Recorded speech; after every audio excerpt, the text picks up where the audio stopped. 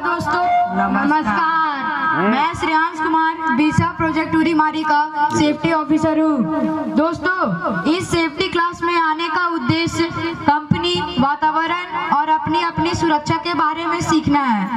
अब आप ये कहेंगे कि मुझे अपनी सुरक्षा के बारे में पता है, लेकिन मैं आपको कोयले को कैसे निकाला जाता है, साथ ही साथ कोयले को एक जगह से दूसरी जगह कैसे ट्रांसपोर्ट किया जाता है और उनके दौरान होने वाली घटनाओं से कैसे बचा जा सकता है, उनके बारे में मैं आप लोगों को बताऊंगा। अब आप अपने बारे में बताएं। आपका नाम क्या है? साहब, मेरा नाम आरुष कुमार है। ठीक है। आपका घर कहाँ है? साहब, मेरा घर न्यू बटोला में है। ठीक है। तो अच्छा, आपके घर में कौन कौन रहते हैं? साहब, मेरे घर में दादा दादी, मम्मी पापा, भाई बहन और मेरे बीवी बच्चे रहते हैं। ठीक है। मैं आशा करता हूँ कि आपका परिवार भी आरुष कुमार के परिवार जैसा होगा। दोस्तों, चलिए अब हम लोग बात करते हैं कि हम लोगों को काम का अवसर क्यों मिलता है। क्या कोई बताएगा? हम काम अच्छा करते हैं इसलिए। ठीक है। और कोई? काम जानते हैं इसलिए। ठीक है। और कोई? हमारा स्वास्थ्य अच्छा रहता है इसलिए। बिल्कुल सही। ईश्वर ने हमें एक स्वस्थ शरीर दिया है और हमारे हाथ पैर भी सलामत है, और प्रकृति ने हमें अपंग नहीं बनाया। अगर हम लोग विकलांग होते तो हमारी काम की संभावना कम हो जाती। दोस्तों, इसलिए हमें इस बात का पूरा ध्यान रखना चाहिए कि हमारा स्वास्थ्य ही हमारे लिए जीवन में सबसे मूल्यवान वस्तु है। दोस्तों, चलिए अब हम लोग बात करते हैं कि हम लोगों को काम की आवश्यकता क्यों होती है। सर, मैं बताऊंगा। हाँ, बताओ। काम करने से हमारा परिवार का खर्च चलता है इसलिए। ठीक है। और कोई? बच्चों की पढ़ाई और स्वास्थ्य के लिए। बिल्कुल सही। अब आप मेरी बातों को लगभग शायद समझ रहे होंगे कि क्यों हमारा स्वस्थ शरीर जरूरत है, क्योंकि हमारी सलामती ही हमारे पूरे परिवार की सलामती है। दोस्तों, चलिए अब हम लोग बात करते हैं कि दोस्तों, मैं आपसे इस तरह का प्रश्न इसलिए पूछ रहा हूँ कि जब हमारे घर में परिवार है तो उनके कुछ खर्चे भी है, जैसे माँ का इलाज, बहन की शादी, लोन चुकाना, घर बनाना, बीवी बाल बच्चों की जरूरतें इत्यादि। कई लोगों की जिम्मेदारी हम पर होती है और एक दुर्घटना पूरी व्यवस्था को बिगाड़ सकती है। तो दोस्तों, चलिए अब हम लोग बात करते हैं कि सोचिए, आप किसी दुर्घटना के शिकार हैं तो आप लोगों के साथ क्या क्या हो सकता है। साहब, जान भी जा सकती है। ठीक है। और कोई? हाथ पैर खराब हो सकता है। बिल्कुल सही। तो सोचिए, एक जरा सी लापरवाही से हुई दुर्घटना कितनी मुश्किलें लेके आती है। तो दोस्तों, सोचिए आप, और अगर चोट जानलेवा नहीं है और कुछ समय में ठीक हो सकते हैं, तो क्या उस समय थोड़े खतरे उठाकर काम करना सही है?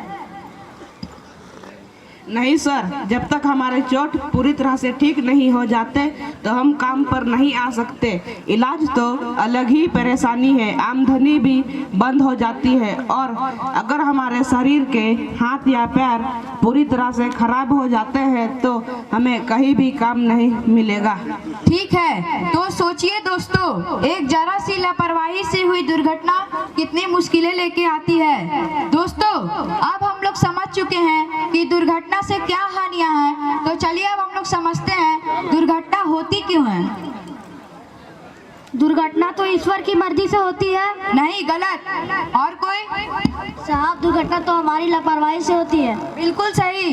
दुर्घटना हमारी लापरवाही से होती है और ईश्वर भी उन्हीं की मदद करता है जो अपनी खुद रक्षा करता है। सही कहा साहब आपने। अगर खुद की पैर पर कुल्हाड़ी मारेंगे तो चोट तो लगनी ही लगनी है। ठीक है। दुर्घटना होने के 3 मुख्य कारण: पहला, लापरवाही; दूसरा, बचाव की जानकारी ना होना; तीसरा, अति आत्मविश्वास होना।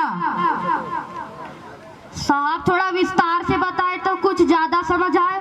तो सुनो, इसमें सबसे ज्यादा खतरनाक है अति आत्मविश्वास होना। खतरे की सारी जानकारी होने के बाद भी ये सोचना कि हमें कुछ नहीं होगा, तो याद रखिएगा दोस्तों, जान करके ही खतरे लेने से सबसे ज्यादा दुर्घटना होती है। इसलिए मैं आपको कार से संबंधित दुर्घटनाएं और उनसे जुड़े सावधानियों के बारे में बताऊंगा जो कार्यस्थल पर पालन होना चाहिए। पहला, हमेशा हेलमेट पहनकर काम करें। दूसरा, हमेशा जूता पहनकर कार्यस्थल पर जाएं। तीसरा, कभी भी लापरवाही नहीं करें। दोस्तों, सबसे महत्वपूर्ण बात, कभी भी शराब पी के कार्यस्थल पर न जाए। और दोस्तों, और यह तभी संभव है जब आप हर कार्य से पहले उसके जोखिम पहचाने। पहला, हमेशा सेफ्टी बेल्ट लगा के रखें। दूसरा, कभी भी लापरवाही नहीं करें। तीसरा, नियमों का पालन करें। कुछ नहीं होगा जैसे खतरनाक विचारों को मन से निकाल दे। दोस्तों, याद रखें, काम दोबारा मिल जाएगा लेकिन जिंदगी दोबारा नहीं। आपकी सलामती ही आपके पूरे परिवार की मुस्कान है और आपकी हिम्मत ही उनका भविष्य है। इसलिए दोस्तों, आज से और अभी से हम लोग ये संकल्प लेते हैं, मैं सुरक्षा नियमों का पालन करूंगा। मैं सुरक्षा नियमों का पालन करूंगा।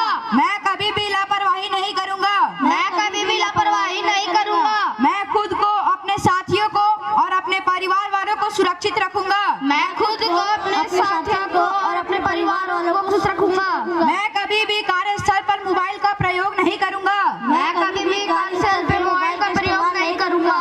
दोस्तों, यही सच्ची जिम्मेदारी है, यही असली इंसानियत है और यही हमारा सेफ्टी कल्चर है। धन्यवाद। धन्यवाद।